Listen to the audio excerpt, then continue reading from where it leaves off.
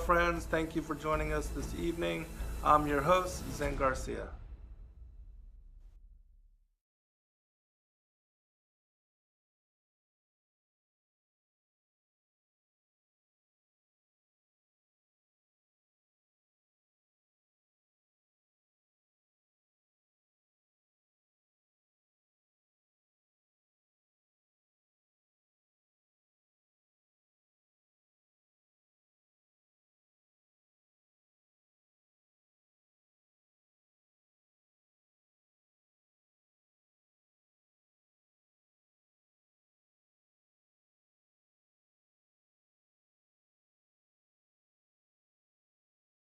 You and I thank you for taking the time to join us this evening. And I, apologize for the delay the last time we had, That's unforeseen circumstances and all. But yes, I wanted to offer you my condolences. I know you were good friends with Rob, and I was very sorry to hear about his passing.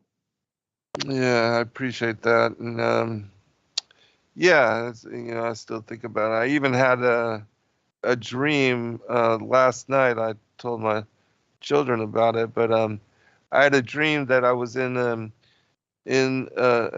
mansion, like a heavenly mansion, and Oh, I was taken through these three rooms, and in this, from the ceiling to the floor, um, were all these accommodations, commemorations, plaques, and they were all um, had Rob's name on them. And oh so wow.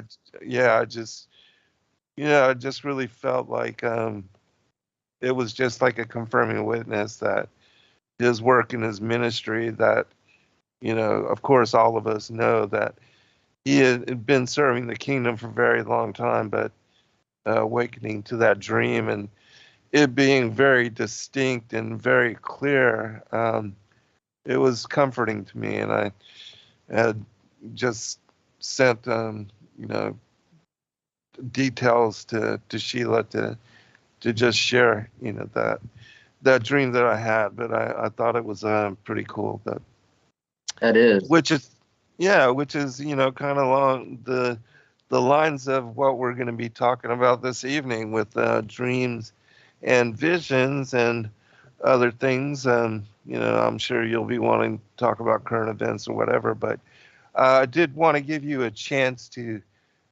share anything, contact websites, and also the books that you've published and where people can go to find and support your work.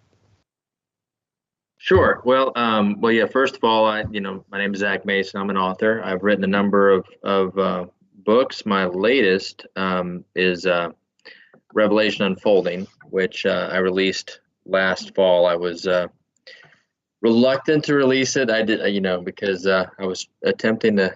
I've been watching prophecy for a long time. Been watching world events for a long time, and I began writing that book a number of years ago as I was finally starting to see the first time what I thought world events lining up with prophecy. And I don't think I was still quite ready to release it, but God really pushed me to, so I did.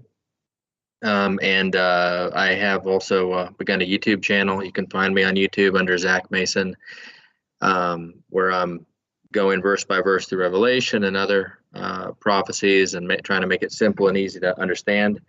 If you want to email me, you can also email me at zachmason77@hotmail.com. Very cool. My son and I just started a study through Revelation and going chapter by chapter and verse by verse. So that's pretty cool. And for you to have written a book, and so yeah, I look forward to discussing and covering and sharing more with you about the details of it. And so it was something that Rob and I had done in going through the entire book of Enoch and also the book of Genesis, and adding and sharing parallel accounts of extra biblical books and everything. So it was a really grand study, and so it's nice that Justin and I are going to be able to go through Revelation. But yeah. Well, it's been definitely a process, and I'm seeing a lot of people actually move out of fear. A lot of people avoid the Book of Revelation because Hmm.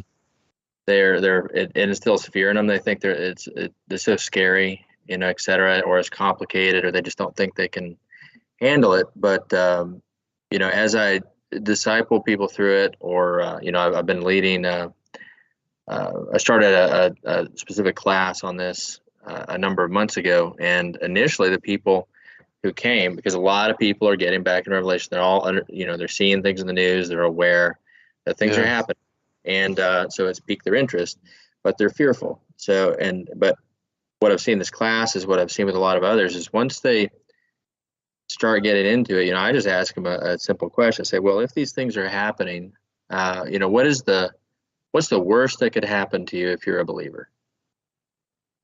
And Hmm. the answer Right. Yeah. is death. That's Hmm. okay. And where would we go?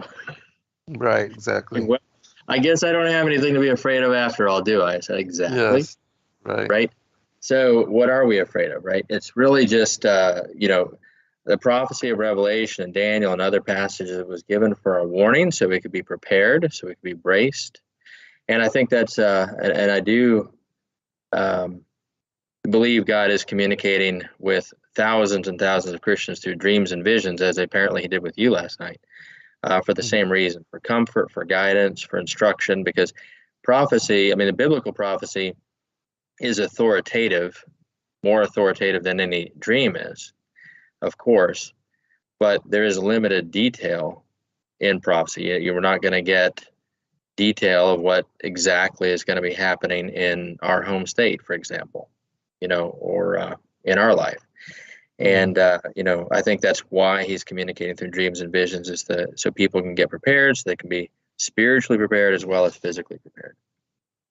Yeah, I fully agree, and I think that with current events and with things happening so fast, and a lot of people seeing just the unfolding of what has now become clear with the New World Order and all of that, Mm. and people that have doubted and laughed at and made fun of anybody that talked about or brought forth any information, they are forced to reconsider. Yes. Everybody, it's all in your face now, and the people that used to make fun of people that talked about the end times and the lateness of the hour, well, certainly they are being forced to reconsider the reality of and to reprioritize everything that they thought was important to them in life, That, with so much happening, so many people losing their jobs and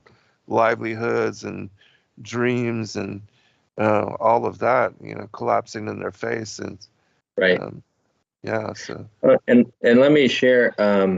I've got a little different perspective. I know what a lot of people everybody's seeing in the news, and this is what I talk about wherever I go, is that American Christians are looking at the news and looking at the vaccine passports and mandates and things like this. And obviously, we're drawing parallels with the mark of the beast. And that is, and I do believe this is the precursor, this is the foundation of what will eventually become the mark. hmm But I'm trying to warn people, especially Americans, that don't get distracted with that, because that's actually not what we need to get ready for. hmm That what people are seeing in their dreams is something else. yeah, The I agree with you. So since when I published the book last fall, basically I don't know how many people listening heard the last time I came on your show, and we talked about this, but what I explain in the book is that there's a lot of things that Christians have been expecting that are, for example, the rapture. People are expecting the rapture before the tribulation, but the Right. rapture is pictured in Revelation 14, which is after the hmm mark of the beast in Revelation hmm 13. So we really should be expecting to go through some of these things, and they're and if so, then what's coming first? Well, what comes first is the white horseman and the red horseman are the first two events, followed by the black horseman, right? The first three seals hmm of Revelation. everybody's in agreement. The white horseman is the Antichrist, is the appearance of the Antichrist in the world scene. That doesn't mean that he is going to be recognized immediately by everybody. It just means he begins working. Yes, yes. To build his empire. Mm-hmm. The second seal is the red horseman, and then the third is the black horseman in Revelation 6. What's interesting, though, is a lot of people miss that Zechariah in that chapter had a vision, and he saw the same 4 colored horses. But what was different is that Zechariah saw a slightly different order. He saw the red horse first, followed by the black, then the white. And I believe the reason is very simply that John in Revelation is standing in God's throne room. He's in God's presence. He's seeing the ceremony of the Lamb and the scroll, and he's hearing the 4 living creatures call out, the horsemen. And so he's seeing and hearing what these horses do. And then the horsemen ride out of the temple of God's temple, and that's the last John sees of them. Whereas Zechariah, if you read the vision carefully, it seems like he is standing outside God's temple. So he's not in the ceremony. He hasn't heard anything about what these horses are. He just sees, but he does see where they go. And they go in 4 different directions. Like the pale horse he sees goes south to Africa, and the black and the white horsemen go north, and the red horseman goes to the ends of the earth. So, but the order being different, why does John see the white horseman ride out first, followed by the red, but then the red horse, Zechariah on the outside sees the red horseman first? Well, the logical answer to me is the red horseman's riding faster. Does that make sense? Yeah, it does. So while technically Jesus is breaking these seals in a certain order, we would notice their impact in a different order. We would notice the war first. Because the Antichrist is working slower. Anyway, that's my take on it. And then you read the details of the red horseman, and it says, he's given a great sword, and he causes men to kill one another, right? So he's not just a symbol. He's a spiritual entity that causes things to happen. It says he was granted power to take peace from the earth, and that people should kill one another. So that means that he is basically inspiring hate and anger. And when people doubt that the book of Revelation may have begun, I just point them at that and I say, okay, the very first thing I think we're going to see or notice is the red horseman. And do you see a supernatural increase in hatred and anger? Most certainly. So if 1 year is like 1,000, if 1 day is like 1,000 years unto the Lord, 1,000 of our years is like 1 day to him, then a horseman riding across heaven towards us, if it takes him a minute, how long is that for us? Right? Is it a year or 2? It's a process. It's not like instant war. Right. So I think that, and then Zechariah says that it implies that the red horseman goes to the ends of the earth, which would be the Americas, South Africa, Australia, China, etc. In my book, before I'd seen any of the dreams, in my book I predicted basically a World War III between us and China. Yes. And I predicted that. And I've been saying that since 2015. But I made that. But I did not involve Russia. I didn't think Russia was involved. And that was the limit of what I said, but that prediction was based solely on biblical prophecy, my understanding of Scripture, Zechariah 6 and Revelation 6. But then last fall, right after I released the book, that's the first time I became aware that so many Christians were having dreams. And so I began doing like a formal survey of these dreams. I started, just look, because people post their dreams on YouTube. Like the dream you described about this mansion in heaven, you said it was used a different word, but I think what you were saying is that the dream was very vivid to you. Is that how you would describe it? Right. And so that's one of the unique qualities of all of these dreams I've seen is people are posting them on YouTube because they're shocked. They're like, this was such a vivid dream. I don't know how to explain it. It was not normal. It's like I was really there. Like I could smell it. I could taste it. It's like so real is what way people describe it. Right. Yeah. The quality, and Yes. also the recall. Yes. Ability to Yeah. remember detail. Right. Mhm. Right. And that's because they're being given for our instruction, right? Mhm. Because we're supposed to remember them. Right. So I began surveying it. Now, when I did this survey, I was just looking at average everyday Christians, waking up surprised, shocked by the dream they just had. I intentionally ignored anybody you would consider a prophet or a televangelist or somebody with a big following Uh-huh. because I didn't want to contaminate my data. Right. And I basically was treating one dream, every dream like a data point. So, and that's the criticism people will give is they say, well, you can't base anything off of dreams. I say, well, okay, yes. If someone has a dream and they say, man, I dreamt that the winning lottery ticket was 377787, then I would say, okay, that's an interesting dream, and that's it. But if 100 people post on YouTube, I just had a dream that the winning lottery ticket was 377787, and they don't know each other, I'm gonna pay attention. Mm-hmm. I might go buy a lottery ticket at that point, right? Right. Because something's going on. Mm-hmm. So, and I've watched that. Like I've surveyed at. I don't really have a accurate count, but I know I have to have surveyed more than 500 dreams at this point. Wow. Just collecting data, and I would have done more if I had more time. But when I first started this process, my wife was a little more skeptical, and I'm willing to believe things and investigate them. I still want to prove it to myself. I don't just want to grab something and say that's true, even though I don't. Right. I need evidence. I go by evidence. But she's more skeptical, and she said, "Well, I'm sure you can find a dream about anything if you wanted to." So I took her up on the challenge. I started searching, and I verified that no, actually you can't. You cannot go out there and just search for a dream on any topic you want and find it.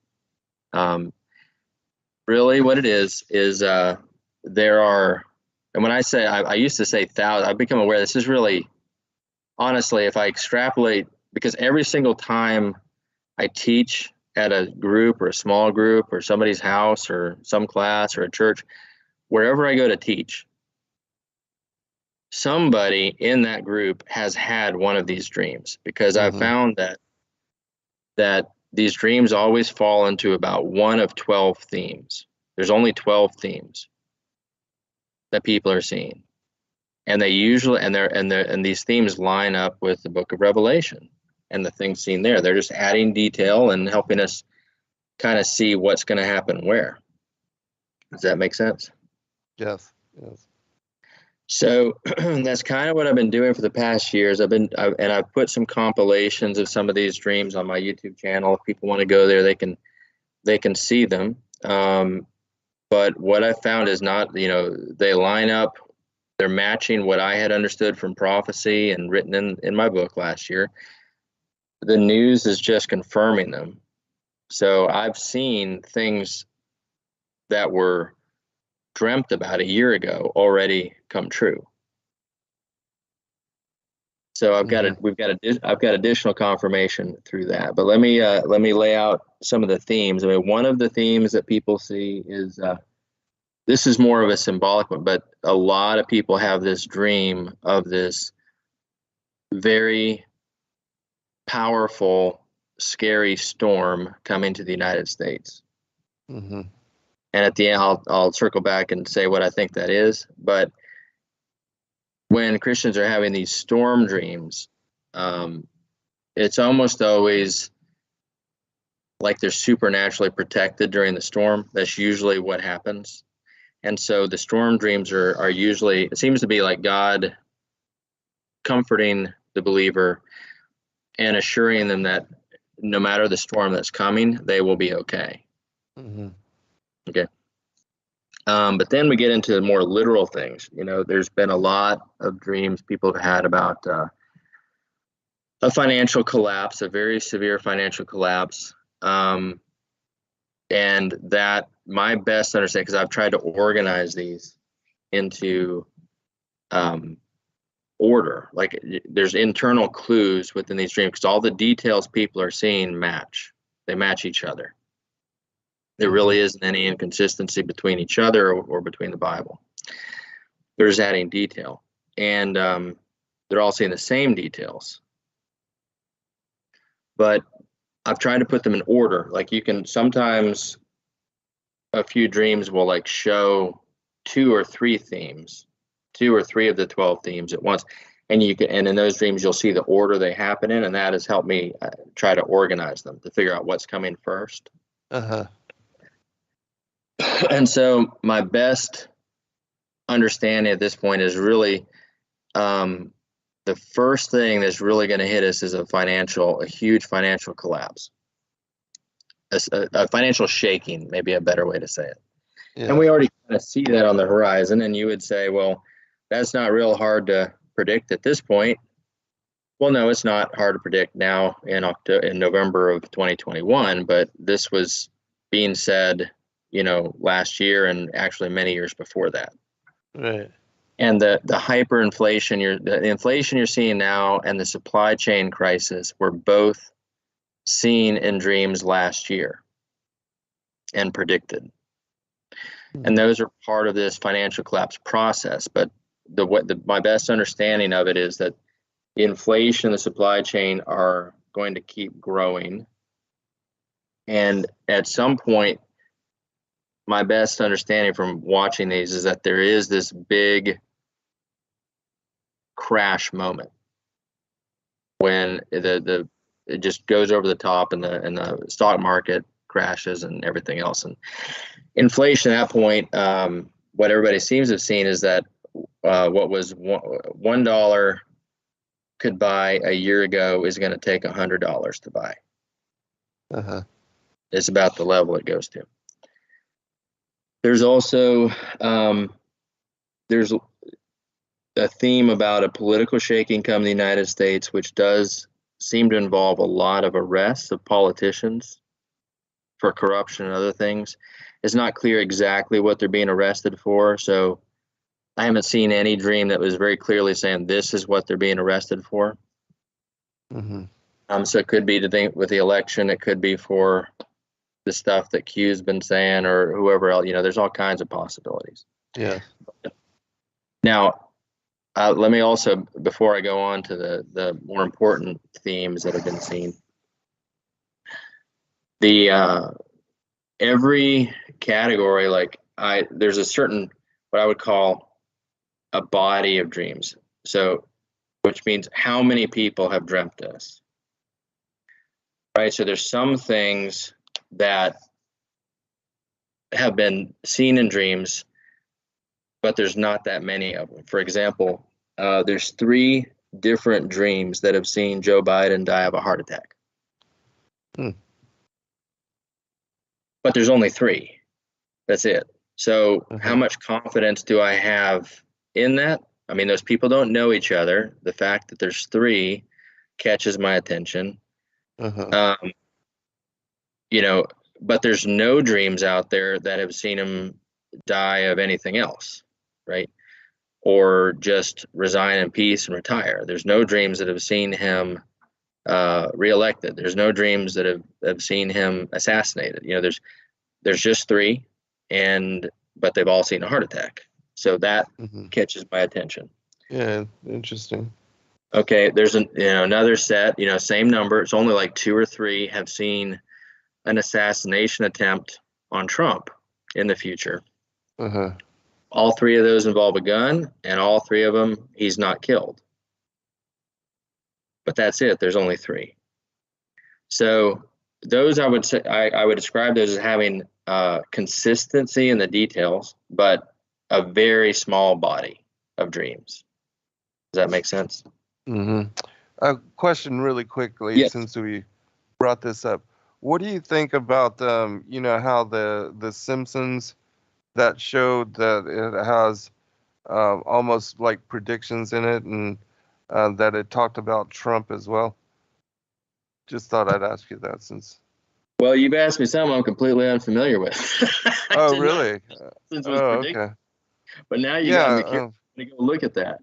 Yeah, even the Simpsons show has like predictions in it, and I think it also depicts Trump being assassinated and his being elected as well.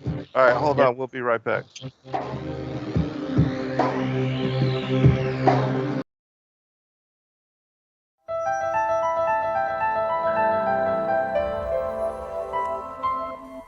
As a bookstore for truth seekers, it's our goal to make ancient manuscripts which were once held captive by secretive institutions available for public consideration. In our generation, where wisdom has increased as Daniel the prophet foretold, we have access to many of the testimonies our early church brethren were persecuted for preserving. After being hidden for centuries, these manuscripts have been leaked from various sources throughout the earth, and it's our goal to gather these sources into printable form to make available for all who seek the ancient way. If you're looking to deepen your studies of the biblical narrative, find these ancient manuscripts and more at sacredwordpublishing.com.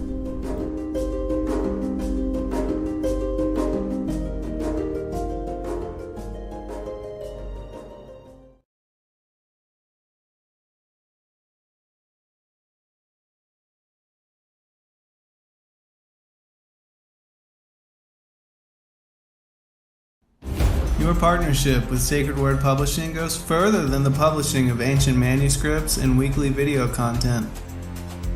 You also make a huge impact across the earth in orphanages in Myanmar, India, Uganda, and Kenya. Your support is crucial for the development of the ecclesia of real truth seekers. We thank you for joining us in hosting Secrets Revealed, Momentary Zen, the Digital Readers Club, Ask Me Anything series, and other shows that have helped lead so many to the truth of salvation. To become even more involved, please visit patreon.com/sacredwordpublishing, where you can partake in exclusive, interactive, patron-only content and help us continue shining the light of love in this darkened world.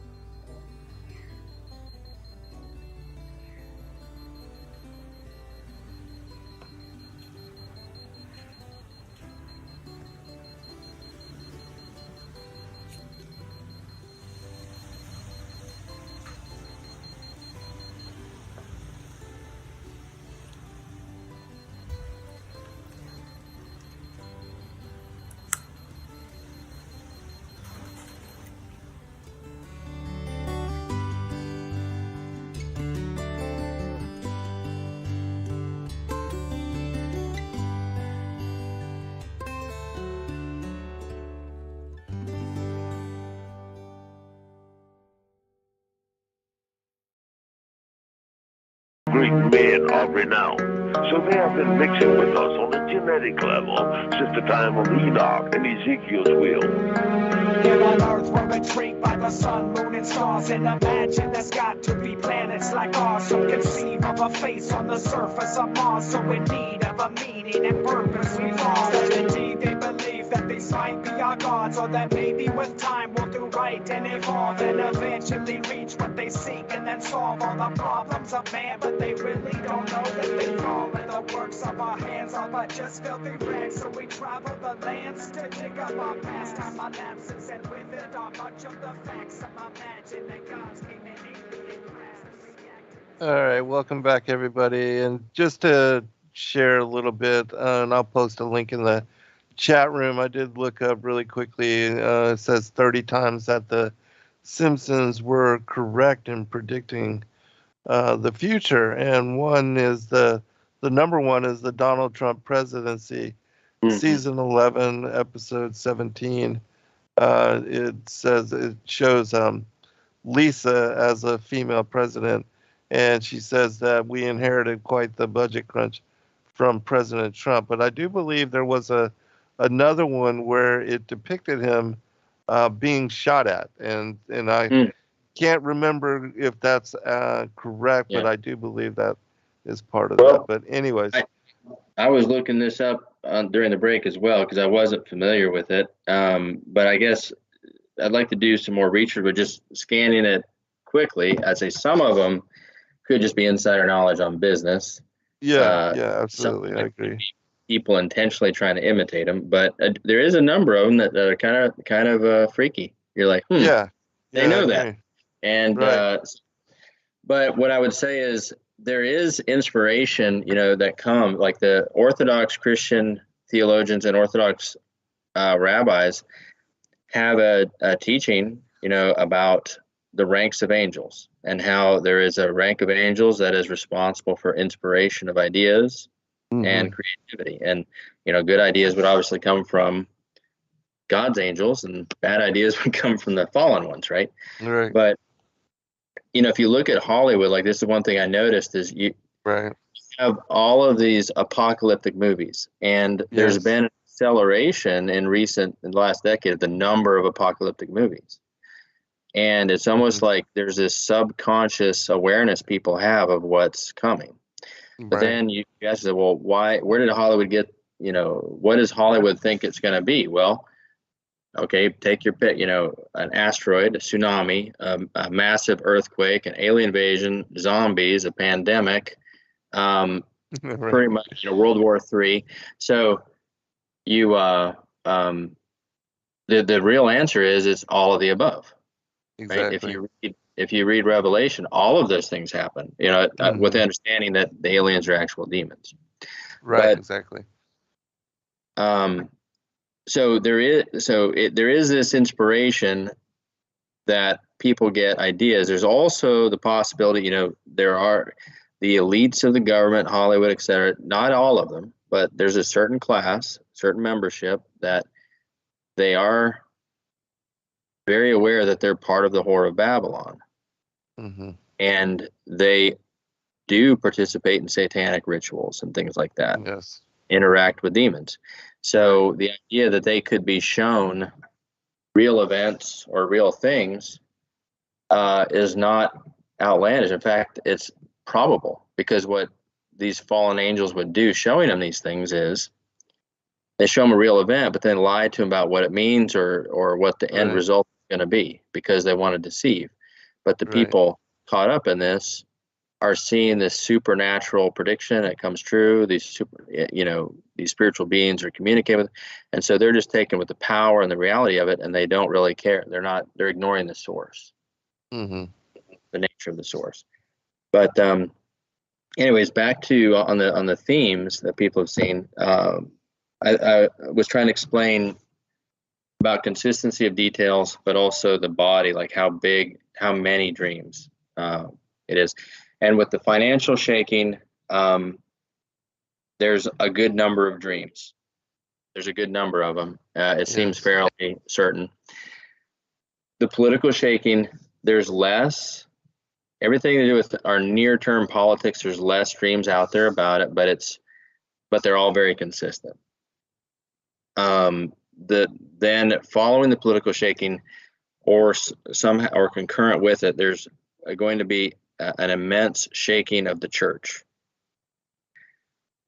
And this is one thing that I am trying to get believers ready for, because what has been seen is that it's Jesus himself shaking the church. and he shakes it very violently.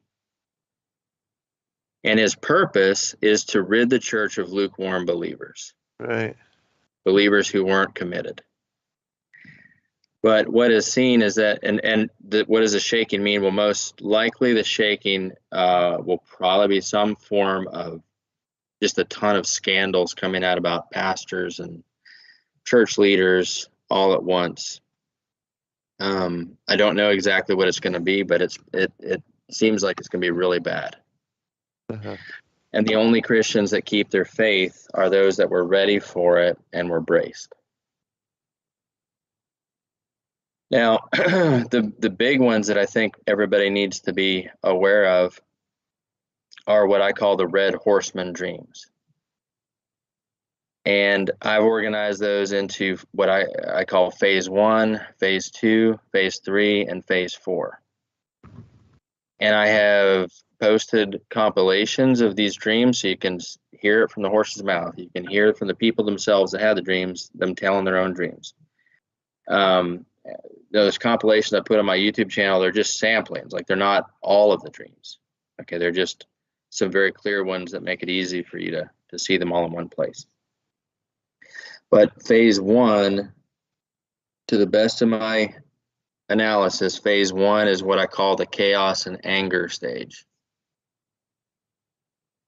And I don't know, I can't speak authoritatively on what exactly takes us there. There is a small body of dreams that seem to imply election fraud is uncovered and Trump is reinstalled in office, or he's wins the 2024 elections, installed in office, but his return to office in this body of dreams is what provokes the violence across the country, which isn't hard to imagine. Mm-hmm. The story of how we get to the violence, there's not that many dreams on it, but there's not a competing story. There's just not another competing line of dreams to tell another version of how we get there. But as far as the body of dreams about the violent phase, this chaos and anger phase, that body is huge. Thousands and thousands and thousands of Christians have seen this. And what they're seeing is not what you've seen on the news so far. What they're seeing is your neighbor killing your neighbor in the street in front of your house, all over the place, not just inner cities. Mm-hmm. Wow. Not just, okay. It is so bad. It's just everybody hating everybody. And that to me matches the description of what Revelation says the red horseman does. Mm-hmm. So that is what I call phase 1. And I'll try to get through these fairly quickly. So if people want to ask questions, you want to ask questions, you can. I've seen a lot of dreams and I have much more information in my head that I can possibly get out in this short amount of time. But I call that phase 1. Phase 3 and 4 were pretty easy for me to find when I first began my survey. But I was not aware of phase 2 until I had a dream myself. And in my dream, it was like this spring. All I remember, I remember I had this long, detailed dream. And I knew it was detailed. There was things happening, but when I woke up, I could not remember a single thing about it, except that President Obama was leading an army. That's all I could remember. And he was not on my mind. Like, I wasn't thinking about him. I was focused on election fraud here and the news that Obama was not on my mind. But I said, that's interesting. So it started a new search, and I started going out and research and found, okay, there's a lot of people that have dreamed about this, about Obama leading an army during an actual civil war. It's interesting to me because I've heard that in somewhere else that Obama takes over the United Nations. And yes, that's insane. With you, yeah. And so if you're saying that he leads an army, Well, it would make sense to me that it would be like a United Nations, peacekeeping, quote unquote, those kind of troops. Well, what it looks, well, no, it looks like certain states secede. Like Okay. there is a dissolution of the United States of America. Mm-hmm. Yeah, And it's I can actually totally going see to be that. driven, it's going to be driven by both sides of the political aisle, not one, not just one. Okay. Okay. And the U.S. government appears to go through some kind of the actual members of the government don't want it to happen. They understand the importance of the union. Mm-hmm. But senators, representatives, cabinet members, governors, judges, they're pushing for this. And it seems to be that the push comes from conservatives even more than liberals. But it's disaster when that happens. And that appears to be the phase where Obama rises up, to the best of my understanding. What's interesting is the body of dreams is pretty big. It's not as big as phase one, but it's still pretty big. But the people dreaming about that have been dreaming about it for 9 years. So that means that they were dreaming about this during the last half of Obama's presidency. But those dreams would kind of stand out because when they had them, they're like waking up and they're saying, I don't know, I don't understand this dream, because in my dream, it was like he wasn't in power anymore, but then he came back, and I don't understand that, right? Uh-huh. But then the next 4 years after he was out of office, and it was during the Trump presidency, other people are having these dreams, and they're like, I don't get it. You know, Obama was leading this army against the government in D.C., and but the thing is like during the Trump presidency, who was fixated on Obama in their mind? Like everybody kind of forgot about him. Right. So it doesn't make sense for people to be dreaming this like as creations of their own mind, especially when so many people are seeing it. But the other thing that stands out is for people who are really kind of paying very close attention to what's going on in DC right now, we know that the real president is Barack Obama right now. That Susan Rice is his lackey, and she's the one actually controlling the White House, not Joe Biden. And she's following Obama's instructions, which is why he's been doing such heinous stuff, because he doesn't care.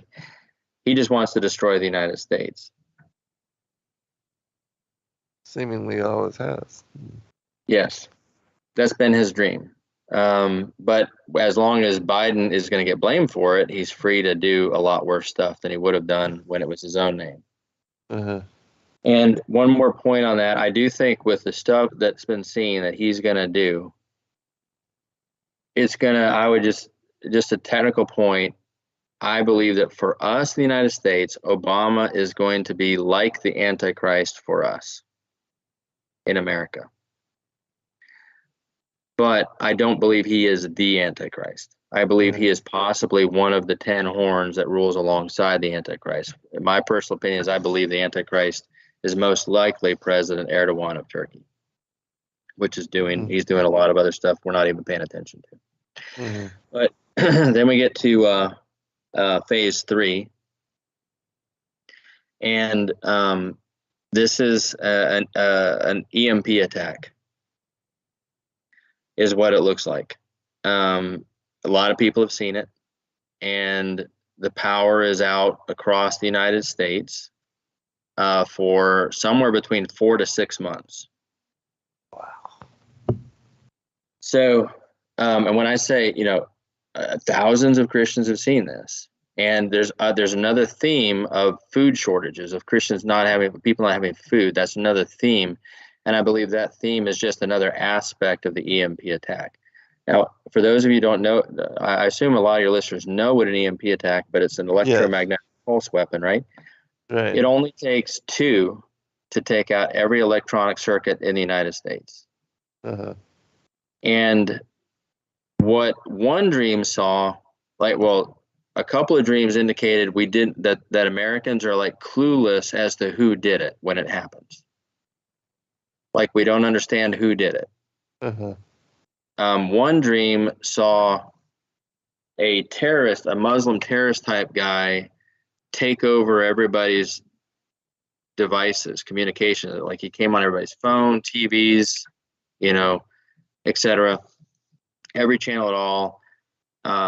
Was acting like a Muslim terrorist and threatened the United States and said, "This is what you deserve," or something like that. And then, boom, all the power goes off because the EMP hits.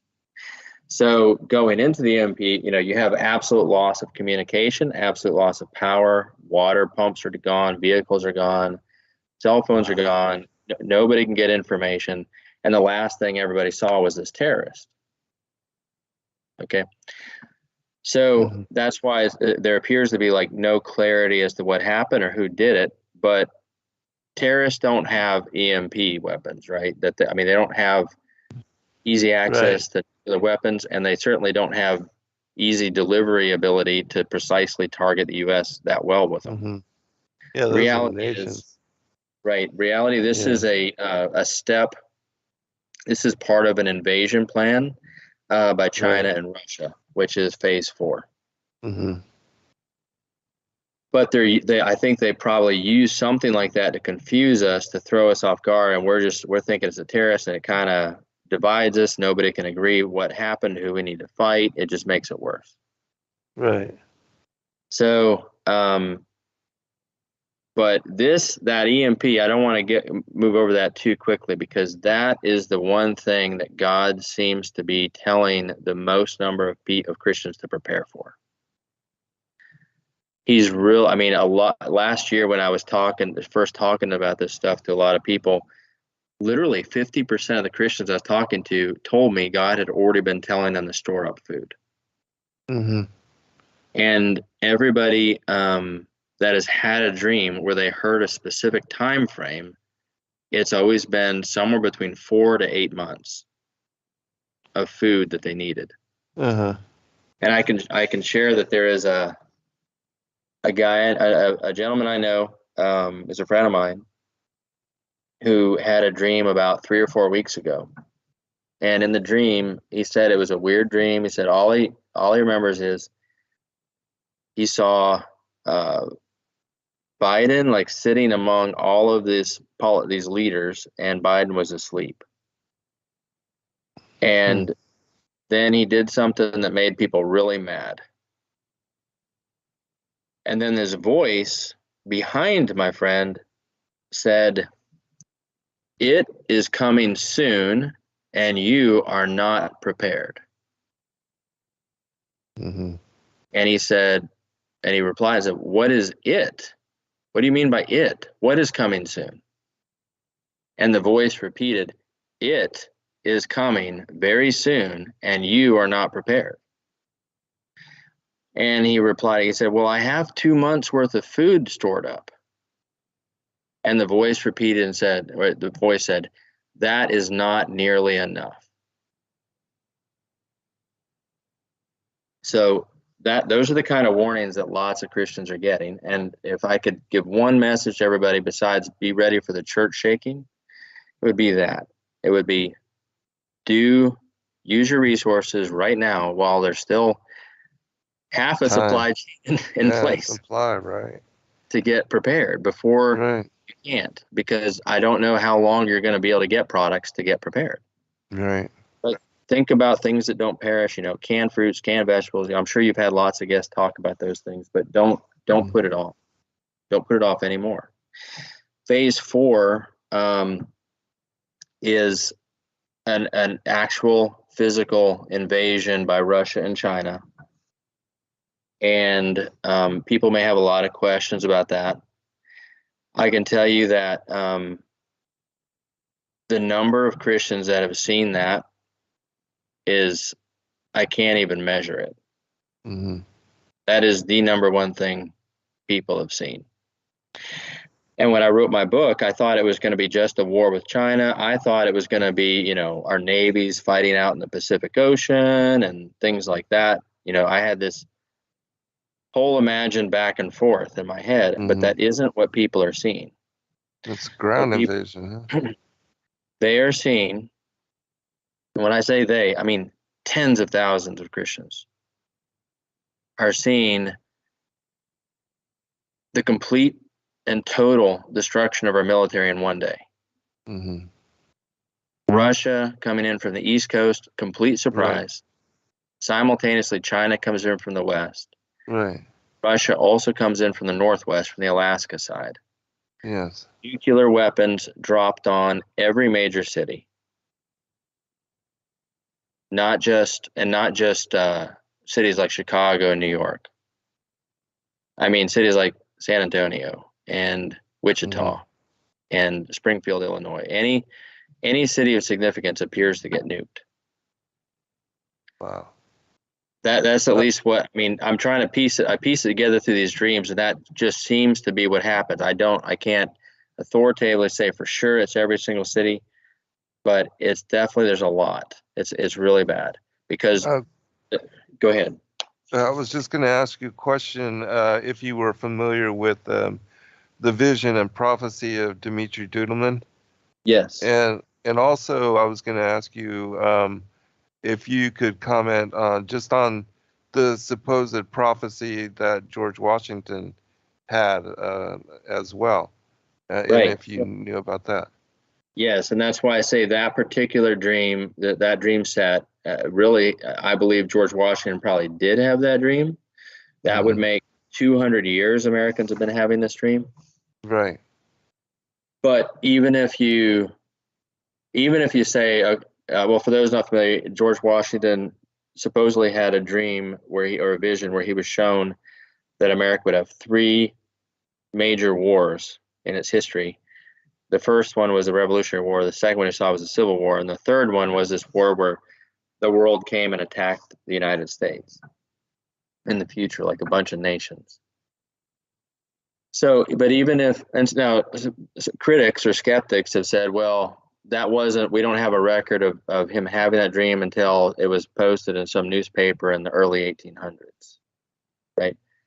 To which I say, okay, well, let's say even if that's true, early 1800s, still before the Civil War. Right. Still predicted that one. And it seems to be accurately predicting what everybody's seeing now. So I think he probably did have it, but if it wasn't him, then it was someone else who really had it and just described it to him. Either way. Yes.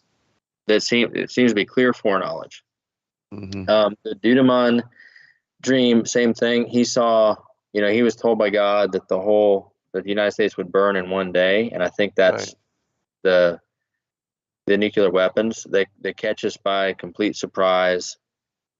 One dream saw someone in the Biden administration had basically sold the codes to our detection technology, so that they could either turn it off or bypass it. There's some secrets about our detection technology. We've got traders in our government that are giving those details to China, Russia, so they can bypass it. Yeah, there was just a couple recently that got caught trying to sell the nuclear submarine, the secrets. Yeah. Yes.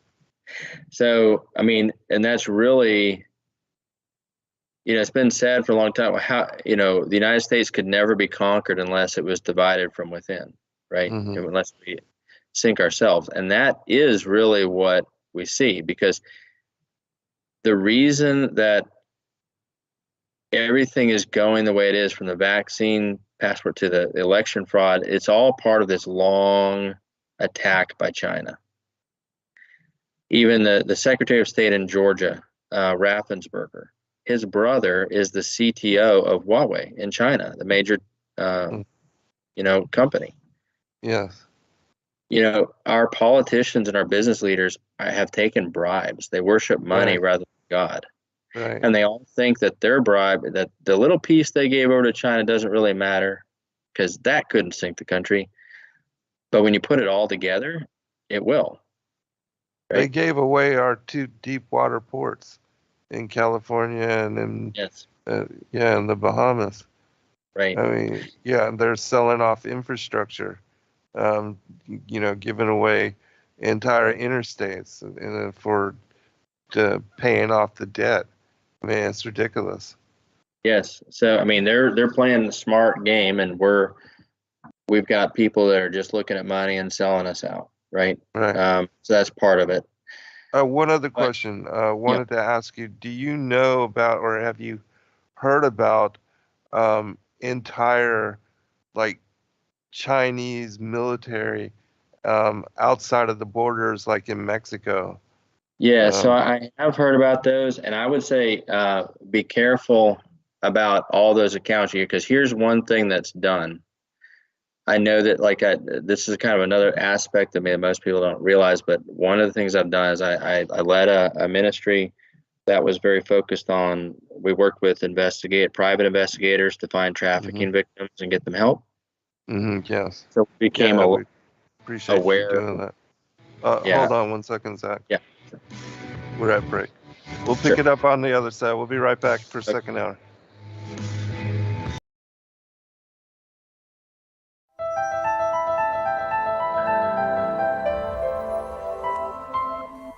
As a bookstore for truth seekers, it's our goal to make ancient manuscripts which were once held captive by secretive institutions available for public consideration. In our generation, where wisdom has increased as Daniel the prophet foretold, we have access to many of the testimonies our early church brethren were persecuted for preserving. After being hidden for centuries, these manuscripts have been leaked from various sources throughout the earth, and it's our goal to gather these sources into printable form to make available for all who seek the ancient way. If you're looking to deepen your studies of the biblical narrative, find these ancient manuscripts and more at sacredwordpublishing.com.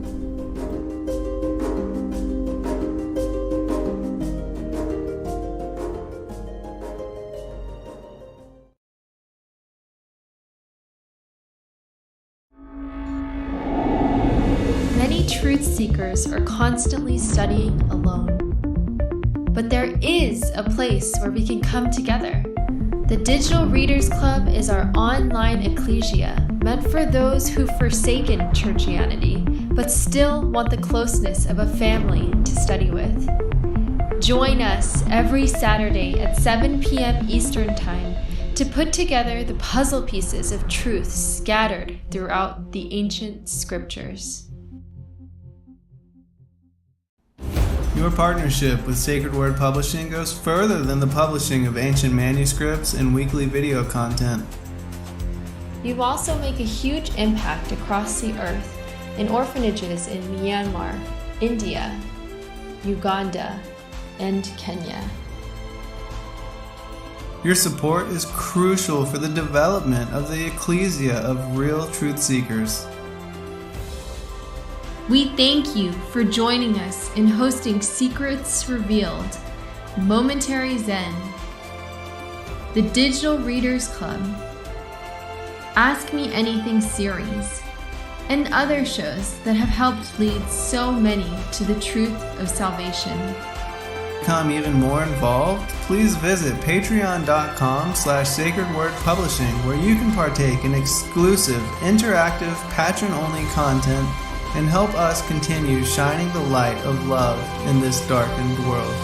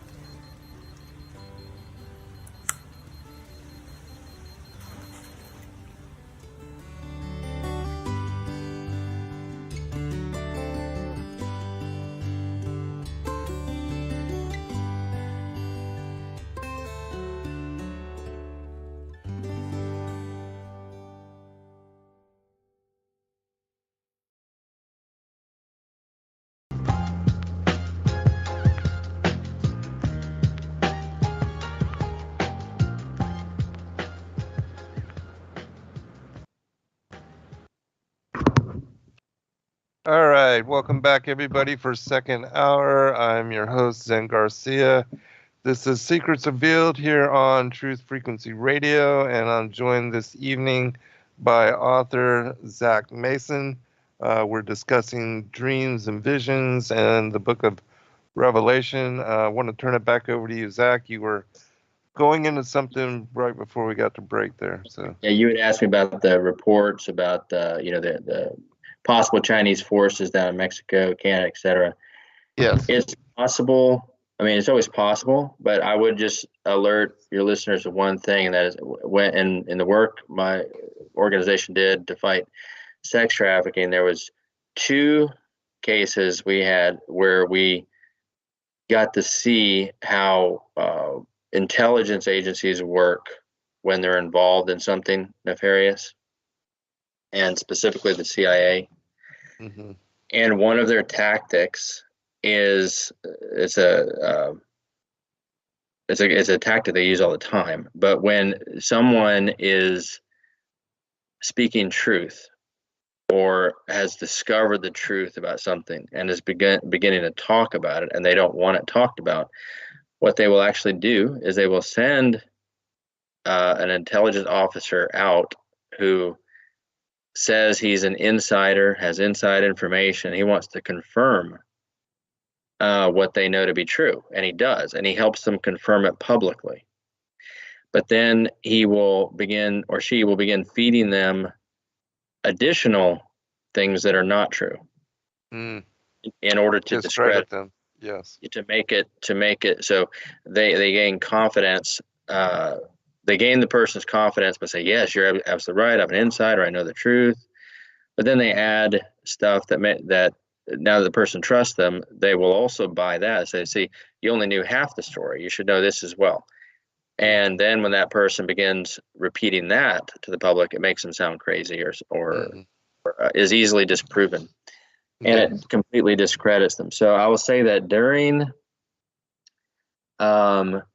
the months of December and January, December 2020, January this year especially, and even into February and beyond, there's a trio of gentlemen.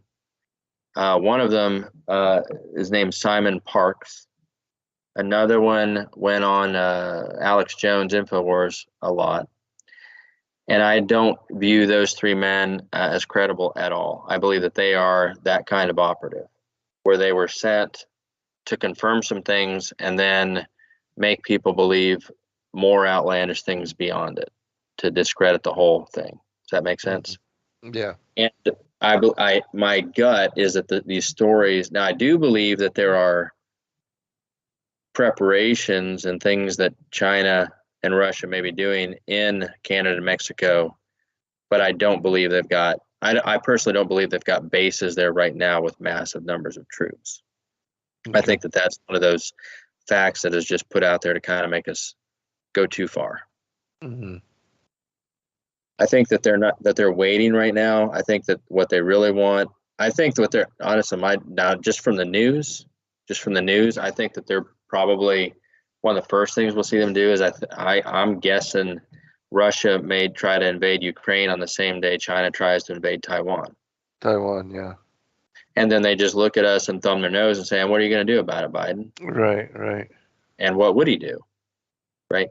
And so that would be like another drop down from Afghanistan. What happened in Afghanistan really cost us global prestige. And if that were to happen, the entire world would stop looking at the United States as a protector, as a global.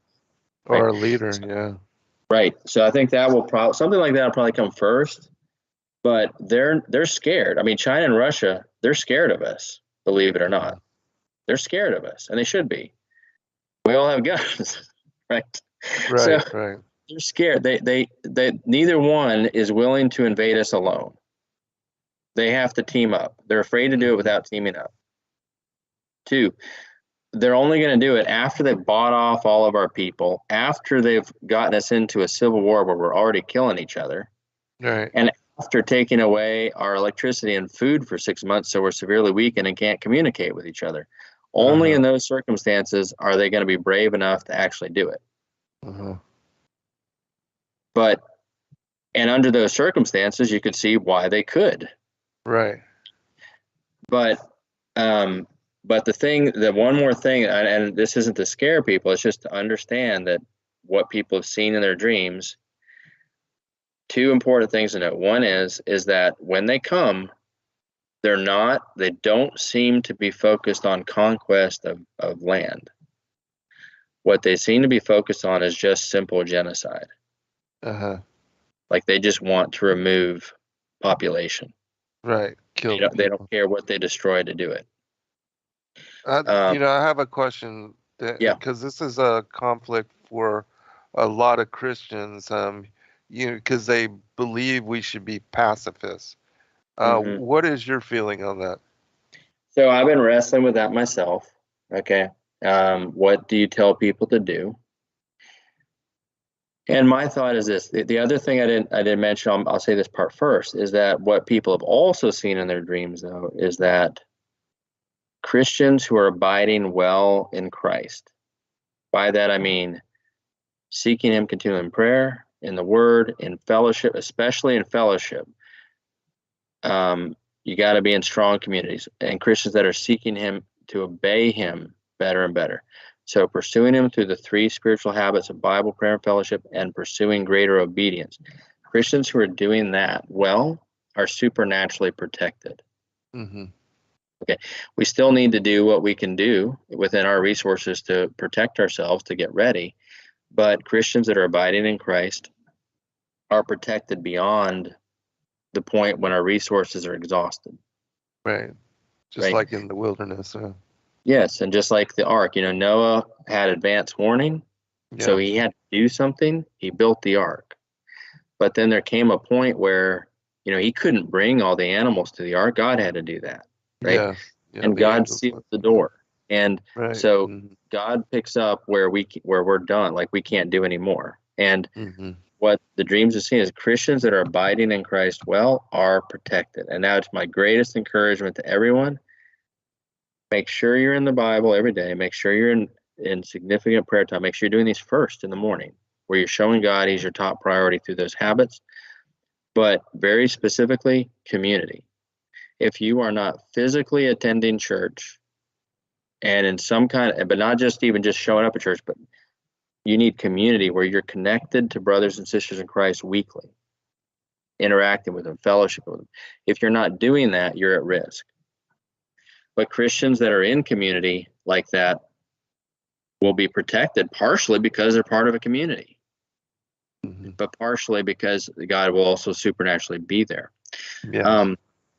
That said, so what do we do in this case?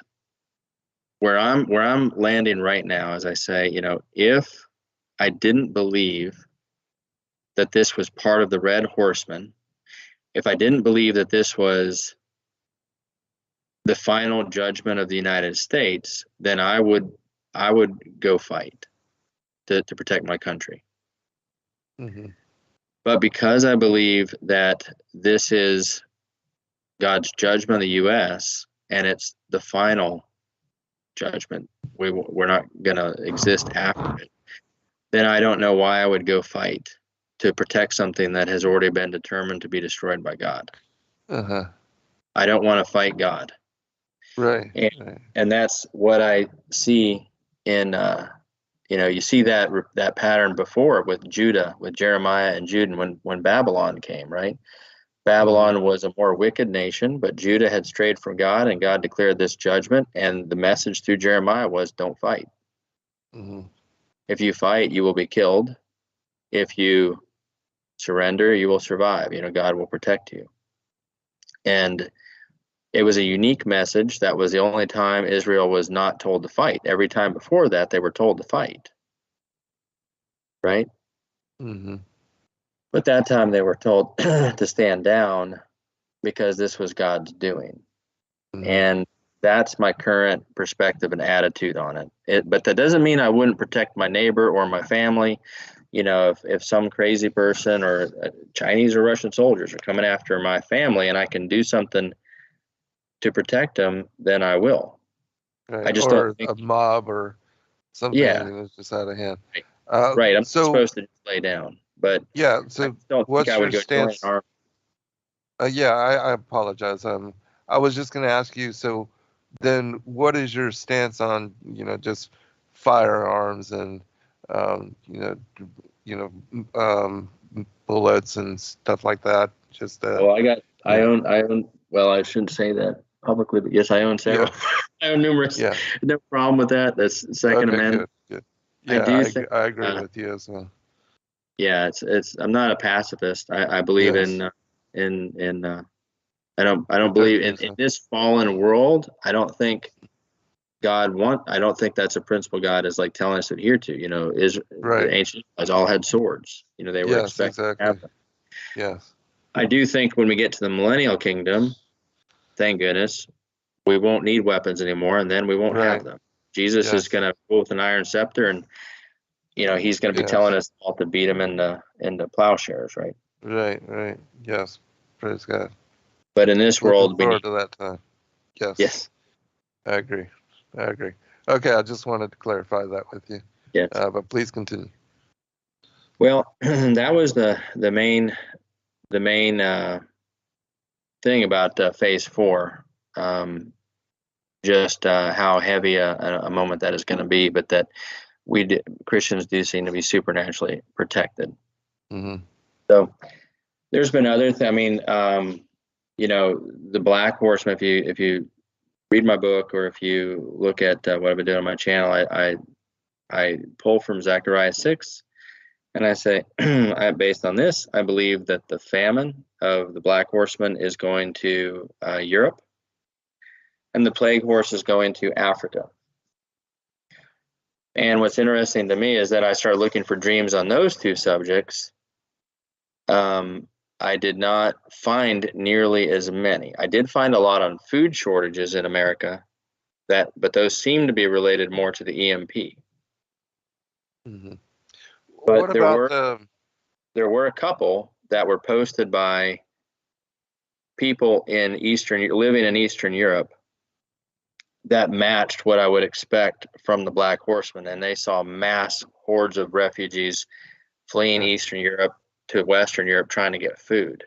And so I thought, well, that matches my expectation, but why am I not seeing more of those?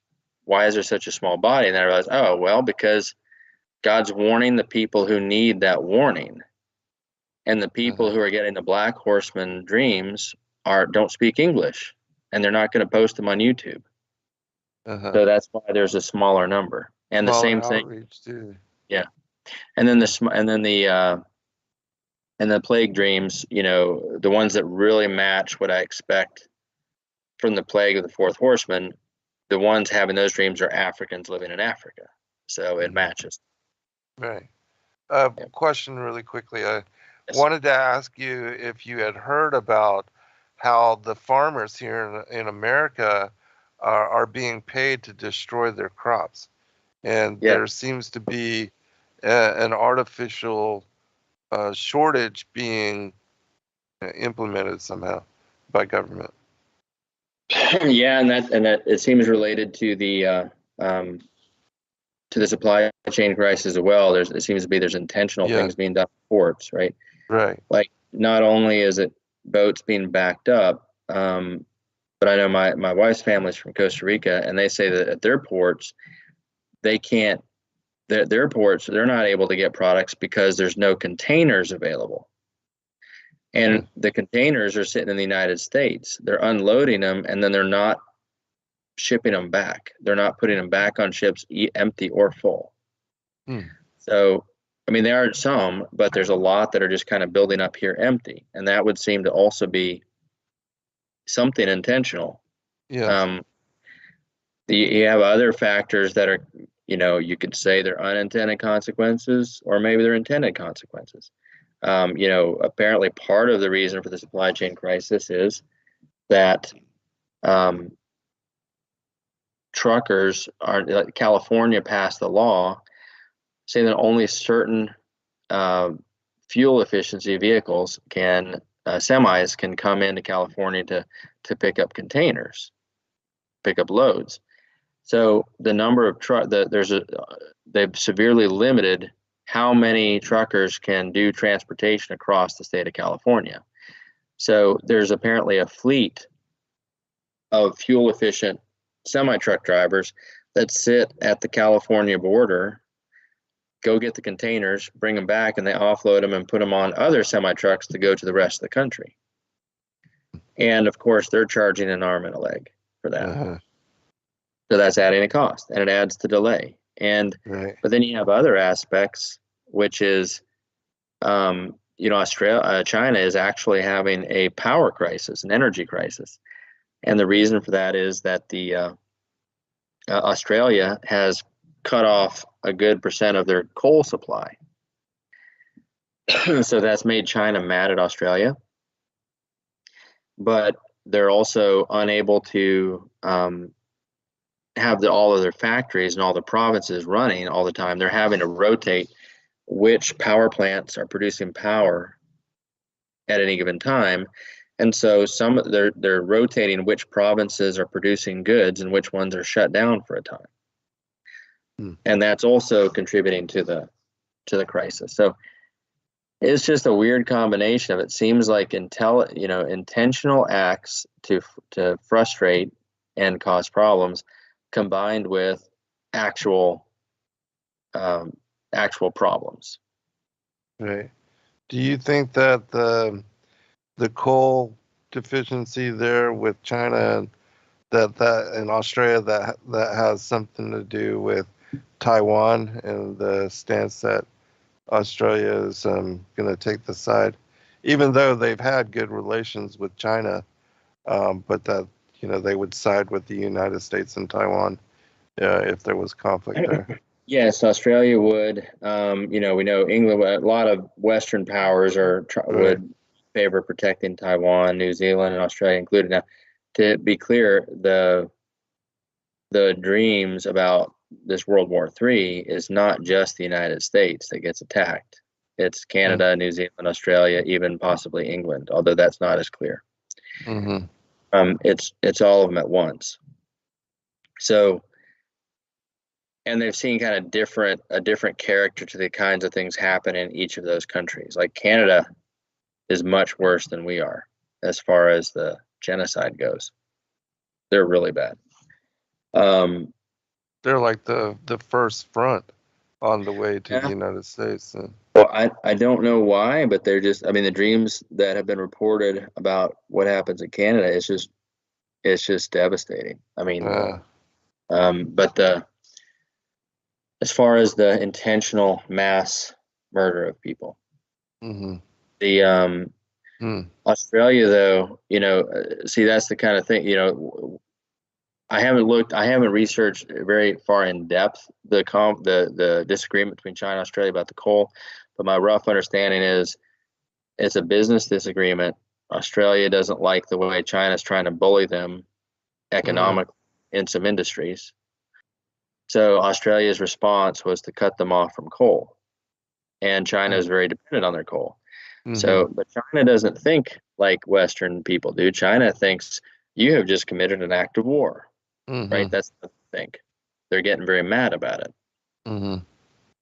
But the anger and the hatred, it really is just kind of this weird supernatural thing that's building up in every country. Like, I know the president of Brazil recently, Bolsonaro, called on all of his supporters to go buy rifles.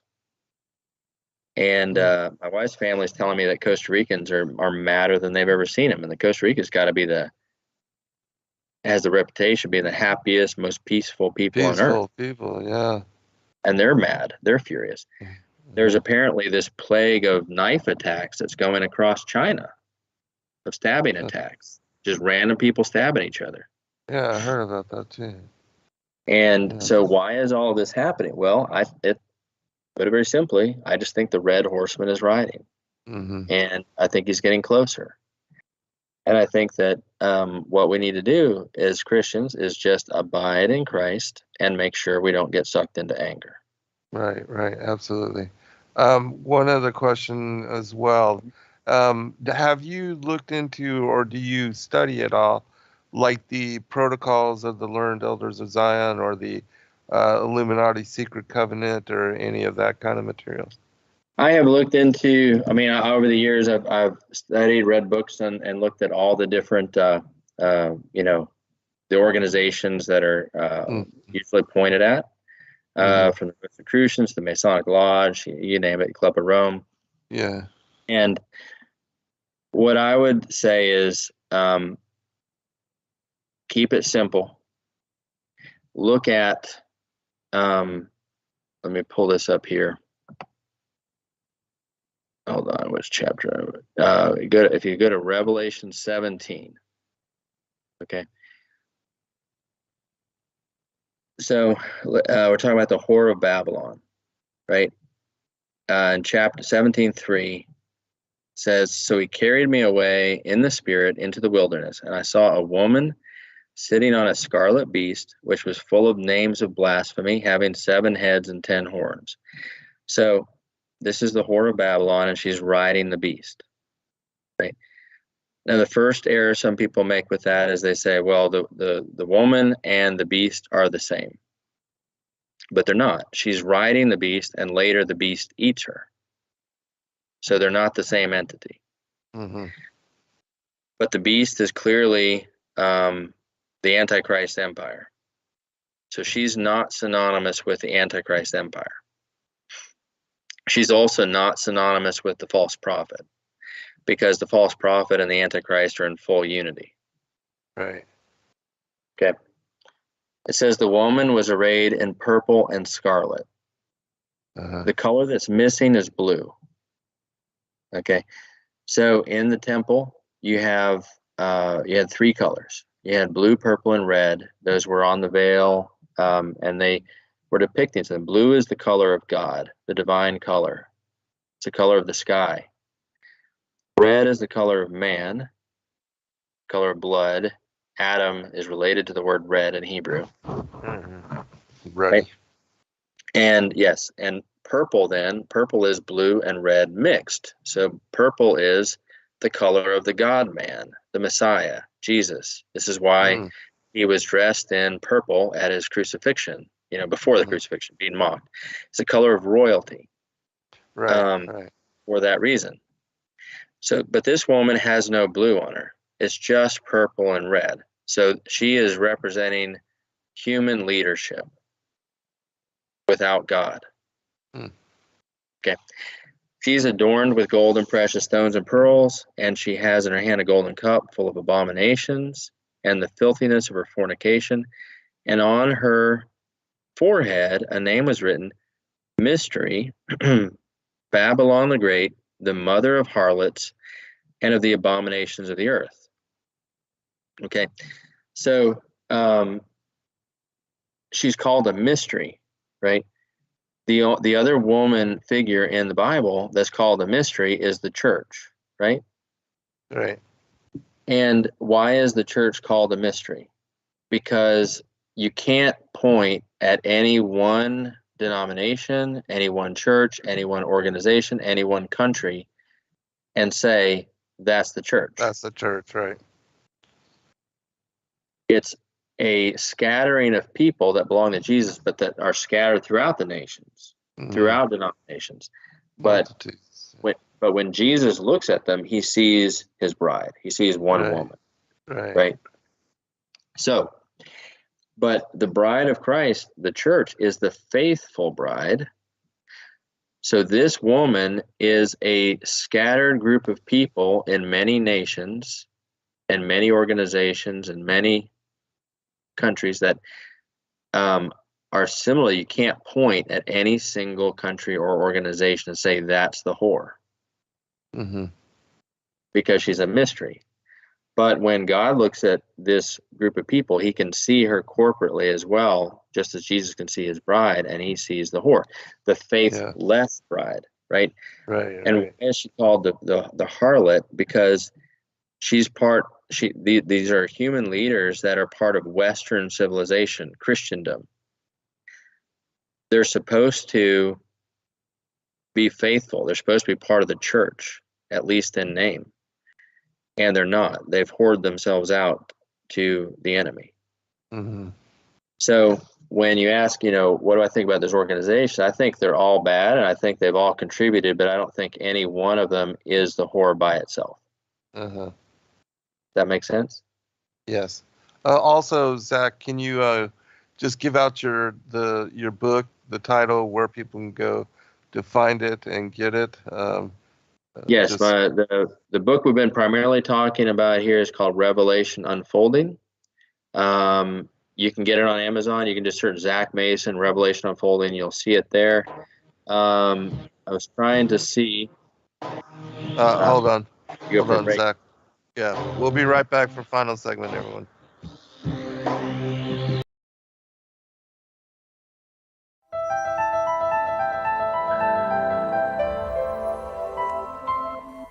As a bookstore for truth seekers, it's our goal to make ancient manuscripts which were once held captive by secretive institutions available for public consideration.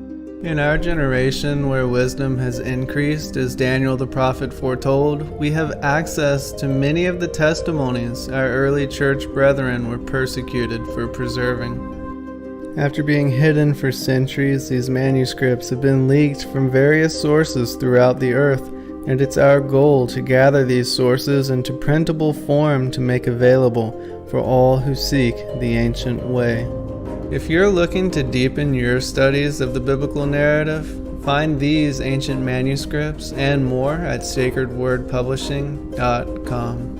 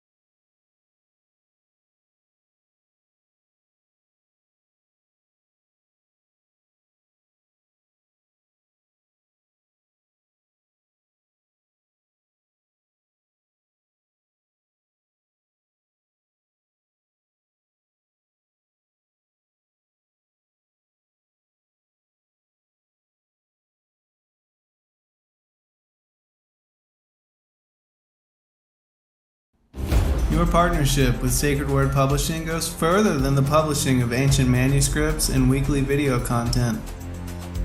You also make a huge impact across the earth in orphanages in Myanmar, India, Uganda, and Kenya.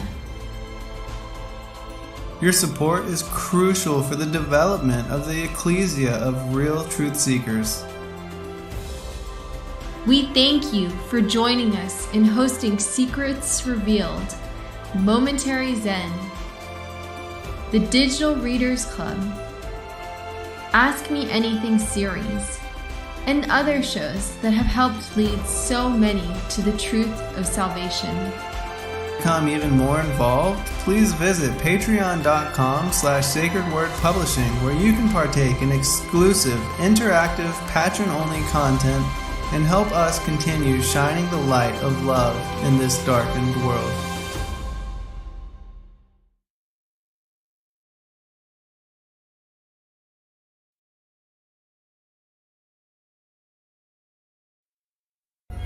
Every day, are the stories in the Bible true?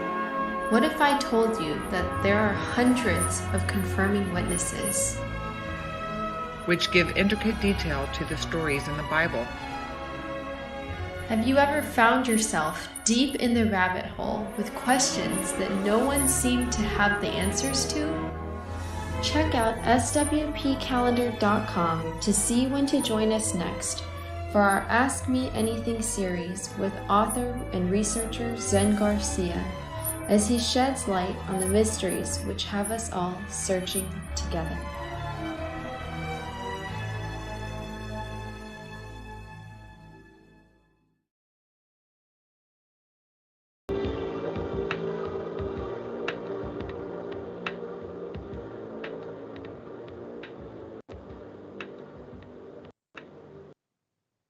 All right. Welcome back, everybody, for final segment. I'm going to turn it back over to you, Zach, so you can finish up. Okay. Well, you had asked just how people could find me. I said the book is Revelation Unfolding. You can get it on Amazon. Really, I'm more focused on just the information, getting information in people's hands. And if you go into YouTube, apparently, if you just search on YouTube, you just type my name, Zack Mason, I'm the first one that comes up.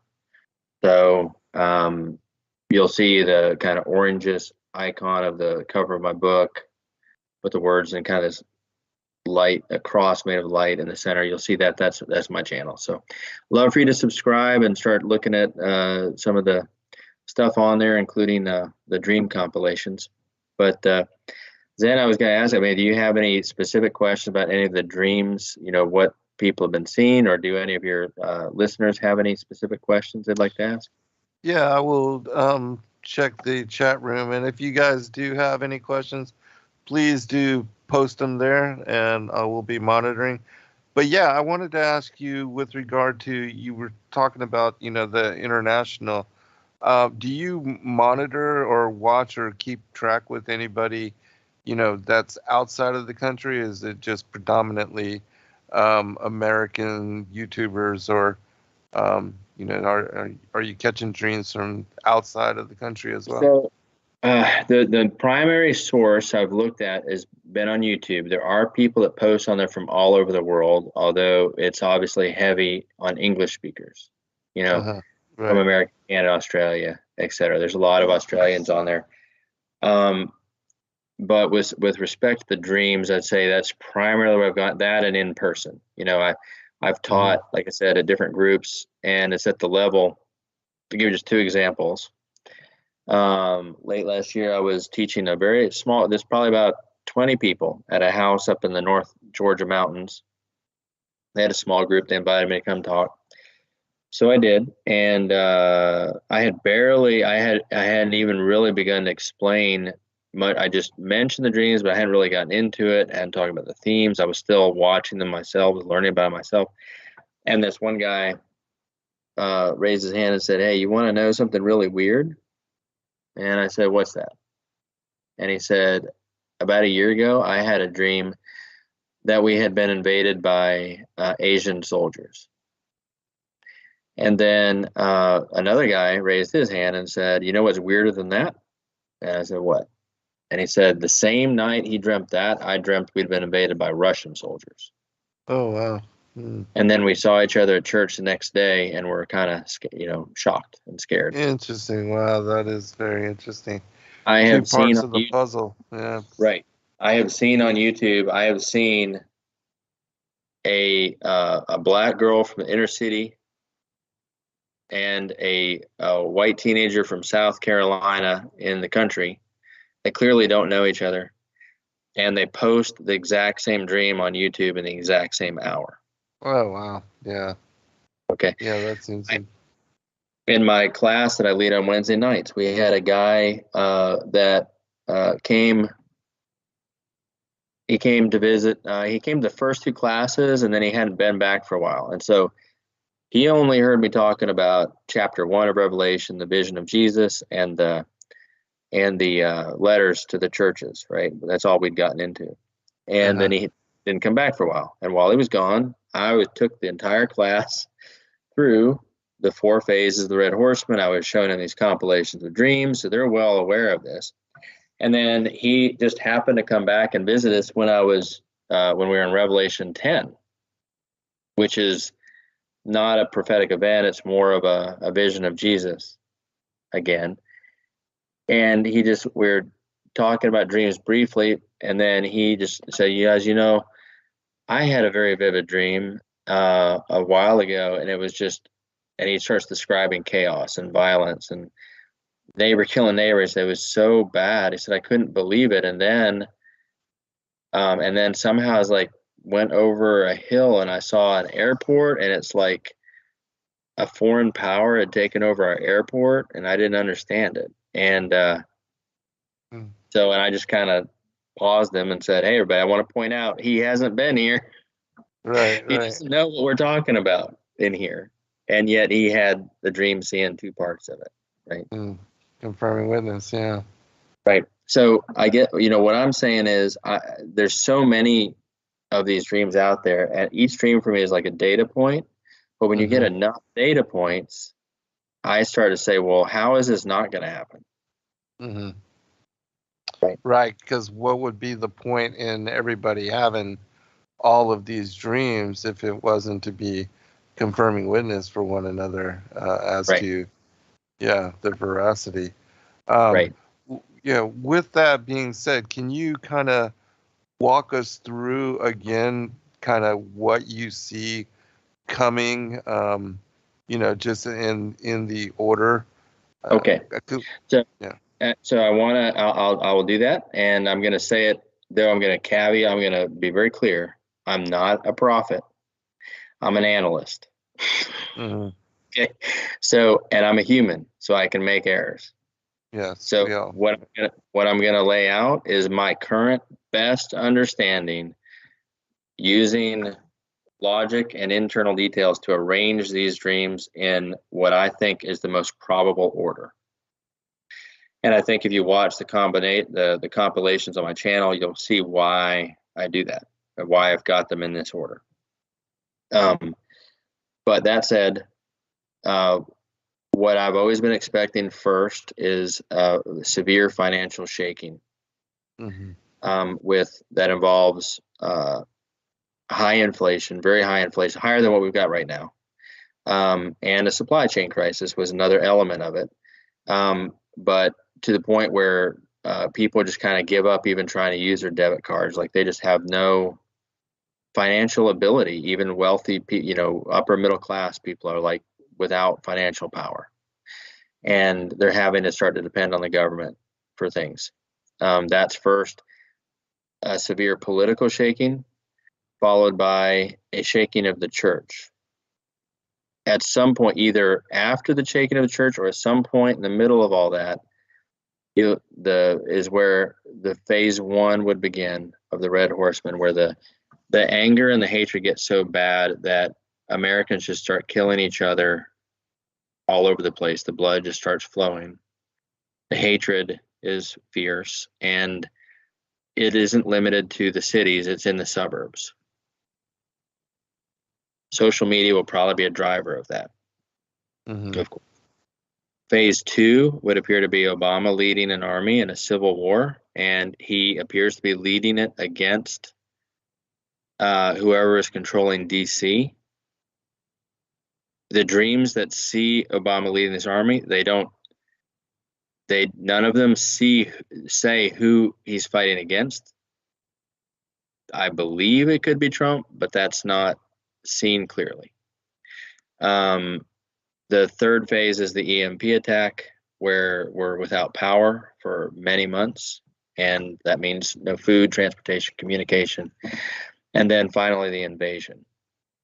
Now, there is some encouraging news in this, besides the fact that Christians are supernaturally protected, and that there is some evidence in these dreams that I believe is pretty strong evidence that this pressuring, like this whole process, is happening for a reason, right? It's not just judgment of the United States. It's doing two things. It's getting non-believers' attention so that they will repent and turn to God. But it's also designed to put pressure on us believers until we are fully transformed into diamonds. Yes. Right? God is making us believers beautiful through this pressure. It'll be pressure. It'll be real. It's not going to be easy. It's not going to be pleasant. But the other side, we will become diamonds that God has created, and beautiful to Him. But that pressure there's one dream in particular from a pastor that I respect a lot, where he saw basically this tribulation of the United States seemed to end before the tribulation ended for the rest of the world.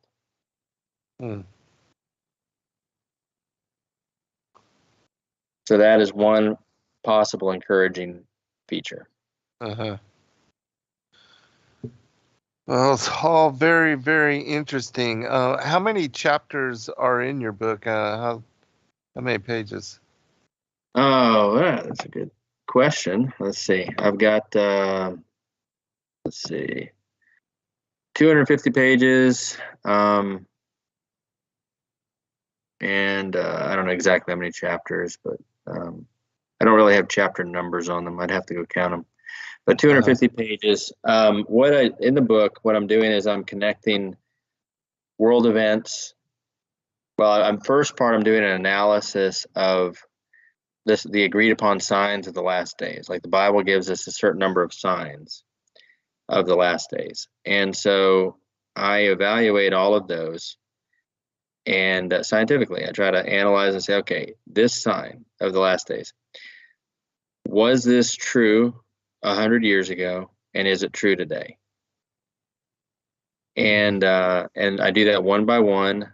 Look at earthquakes, the reestablishment of Israel as a nation, and et cetera. And my conclusion is that almost all of these signs are true now, and most of them were not true 100 years ago, which tells me that we are in the last generation. Right, right. And then according to Joel 2:28, if we're in the last generation, it says in the last days I will pour out my spirit and dreams and visions, right? And so that tells me, okay, then I need to be looking for dreams and visions. Why? To get some kind of guidance. Right. But then the middle part of my book, I kind of dispel a lot of the current myths that Americans hold about the Antichrist, the end times. There's a lot of teaching that's been out there for decades that I used to believe myself until I really just went back to Scripture and just started limiting myself to what it actually says. To give you one example, it's often taught that the Antichrist is going to be this charismatic leader who gets elected and everybody loves him and everybody thinks he's awesome. And they don't understand he's violent and evil. And then at the middle of the tribulation, he's going to reveal his true self. Right? Uh-huh. Where does that teaching come from? Well, there's one verse in Daniel in the King James Version that says, through peace, he shall destroy many. Mm-hmm. And there's another verse that says he enters into a covenant with many. So people take that other verse that says covenant, they connect it to that word peace, and they say peace treaty. Uh-huh. And there must be, and there's indications there's a temple in Israel at that time that's been rebuilt, and the only way that could happen is if there was some peace deal that allowed them to do it, right? Right. And so that must be the treaty. Mm-hmm. And then he breaks it in the middle by, stopping the sacrifice and all that. Right. That's how that story came about. But here's the truth is that verse in the King James, through peace he shall destroy many, that's the only English translation that says that. No other translation uses the word peace. And the reason is because the Hebrew word behind it is not shalom. It's another Hebrew word, shalva. And shalva means to be at peace because you're rich. It means to be at ease from luxury. Like Laodicea. Right. So the actual translation of that verse in Daniel should be, through complacency, he destroys many. Mm. Now, as soon as you understand that, where is the single verse in the Bible saying the Antichrist will be peaceful? Uh-huh. There's none. There's not a single one. And that whole idea of him being charismatic, that came from that, because people said, well, if he's going to destroy people through peace, he's got to be elected. And to get elected, you got to be charismatic. And that's how it goes. Mm-hmm. But then you go look at the covenant. Well, the covenant doesn't have to be a peace treaty. It can be an alliance of a 10-nation confederation. It can be the founding document of a 10-nation confederation, right?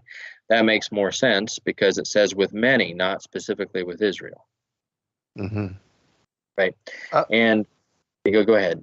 Oh, I was just going to say, since we're on this subject too, and I know this is probably not fair to ask you this with this much time remaining, but can you give us, you had mentioned Erdogan and the leader there of Turkey. Can you give us some ideas of how he fits into and what you see his Yes. role is. Yeah. So what I have come to understand, first of all, what started me on this new journey, I used to subscribe to the Tim LaHaye model and all that, the revived Roman Empire, until I read a book called The Islamic Antichrist by Joel Rosenberg, and that really challenged my thinking. And I thought, he made a pretty good case biblically that the Antichrist is not going to be Roman, that he's going to be Assyrian, which means from Turkey. Right. Namely that Isaiah and Micah both call him the Assyrian. The Syrian, right? yes. Right. Which would put him in Turkey. So that's when I kind of started rethinking, and I just said, I just want to kick everybody out of my head and just go back to Scripture and say, what does it say? Just limit myself to what does it say? And when you understand that possibility, that the beast empire will not be a revived Roman Empire, but an Islamic caliphate, all of a sudden, all of these pieces start making sense. Like, for example, Daniel 7, okay, you've got 4 beasts.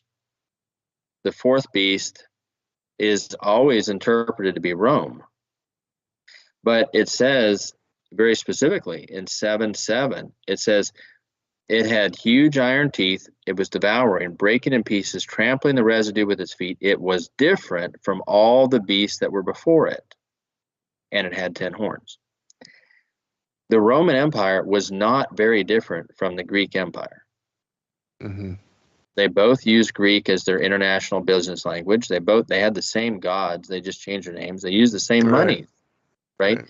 And Rome didn't devour and tear people to pieces. Yes, it was very strong and firm, but when they went in, they brought Pax Romana. They brought Roman peace. They built aqueducts and roads, and all they cared about was getting taxes. Yes. Right? So they don't fit that description.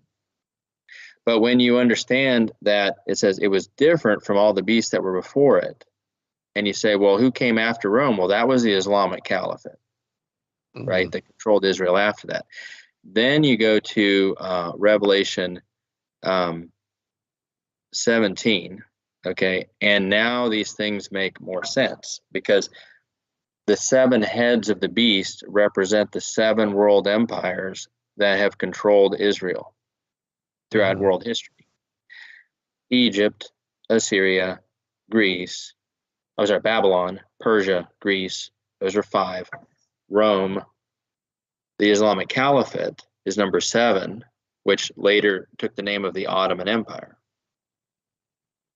And then you look at Revelation 17, verses 9 and 10 and 11. It says, here is the mind which has wisdom. The 7 heads are 7 mountains on which the woman sits. Not the 7 hills of Rome. They're the 7 world empires. There are also 7 kings. 5 have fallen. Okay, the 5 that have fallen are Egypt, Assyria, Babylon, Persia, and Greece. 1 is. That's Rome, because John wrote this at the time the Roman Empire was in power. And the seventh has not yet come. That would be the Islamic Caliphate. And when he comes, he must continue a short time. Okay. The beast that was and is not is himself also the 8th and is of the 7. That verse makes no sense in the context of Rome. But if you understand it as being Turkey as the head of the Islamic Caliphate, it makes perfect sense because the beast that was Assyria and is not, because at the time of this writing of Revelation, Assyria was not an empire, is himself also the 8th because the Ottoman Empire will be revived, and is of the 7 because the Islamic Caliphate and Assyria were both of the 7. Make sense? Very intriguing. Okay, so, well, the Ottoman Empire was killed, and one of the 7 heads has a fatal wound. And that was the Ottoman Empire being killed in the end of World War I. The president of Turkey right now, his name is President Erdogan, and he is very arrogant. He's very evil. He's the true father of the Islamic State.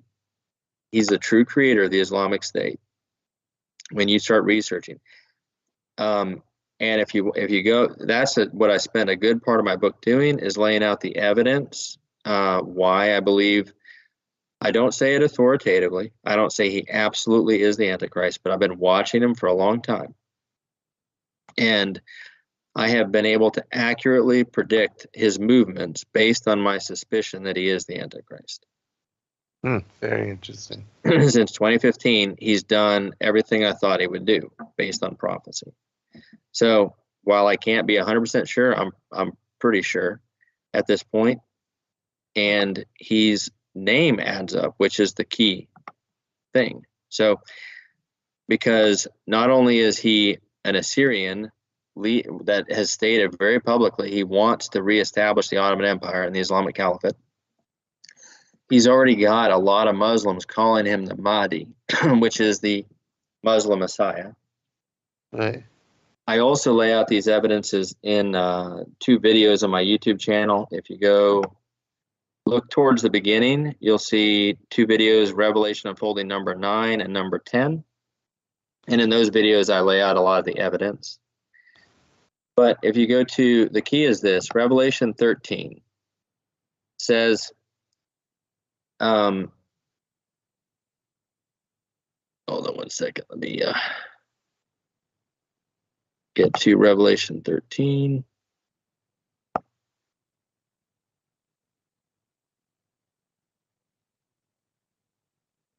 So 13:17 says, so that they could not buy, or it's talking about the mark of the beast, so they could not buy or sell unless they had the mark, which is the name of the beast, or the number of its name. This calls for wisdom. Let the person who has insight calculate the number of the beast, for it is the number of a man. That number is 666. What that's referring to when it says calculate the number of its name, it means that in Greek had numerals, had a math system that used the same letters, but every Greek letter had a number value, just like Roman numerals. And what John is saying is that the Antichrist's name in Greek will add up to 666. And early Christians would have understood that because Jesus' name in Greek adds up to 888, which is the number of God. So all the early Christians knew that. And that's what John's saying. So knowing that, I've been testing names since I was in high school. Honestly, I tested everybody.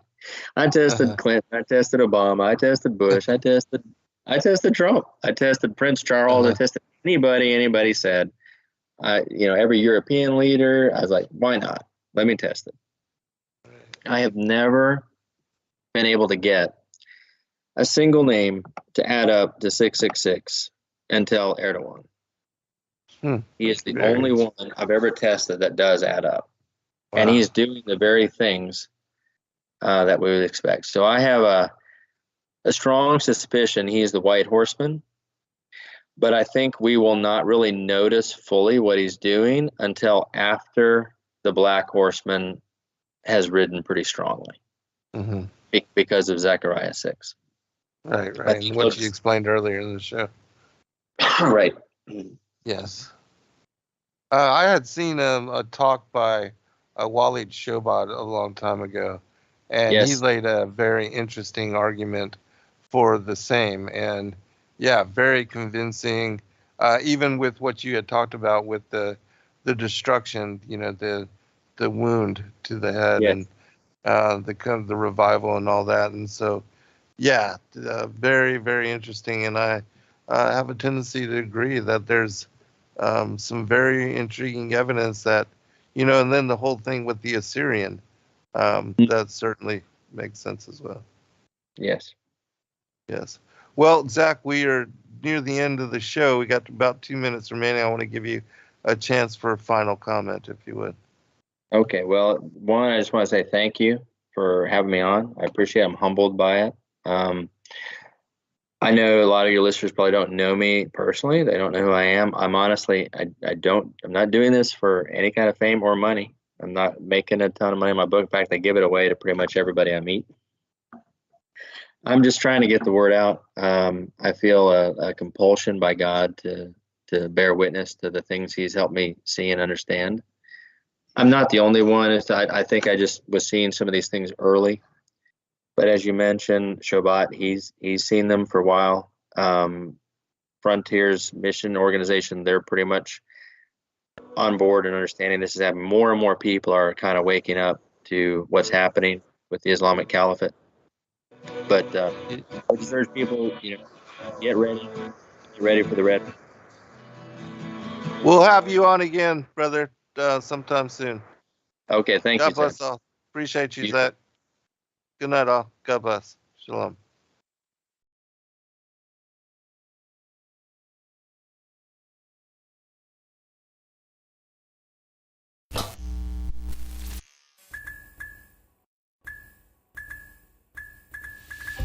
Thank you, everybody, for joining us for this video and this broadcast. We appreciate all of you and thank you for your patronage. Please do like and subscribe and share with your friends. God bless all of you in your seeking.